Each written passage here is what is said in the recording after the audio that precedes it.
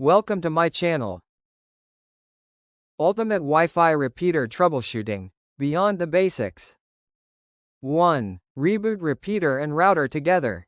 Unplug both devices, wait 20 seconds, turn on the router first, then the repeater. This resets network conflicts. 2. Check distance and placement. Place the repeater halfway between router and weak zone. Avoid walls, metal objects, microwave, and hidden corners. 3. Ensure router is not on DFS channels. Wi-Fi repeaters often don't support DFS 52 to 144. Set your router to channels like 1, 6, 11, 2.4 GHz, or 36, 40, 44, 5 GHz.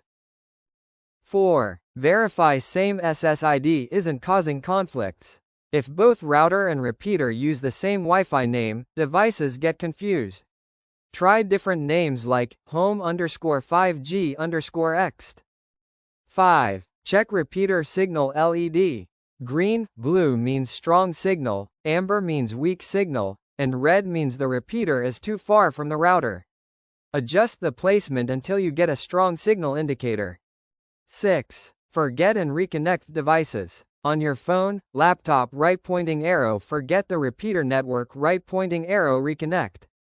This clears old IP settings. 7. Update firmware of the repeater.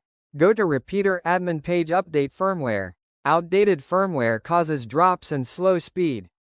8. Switch to Ethernet backhaul, if supported.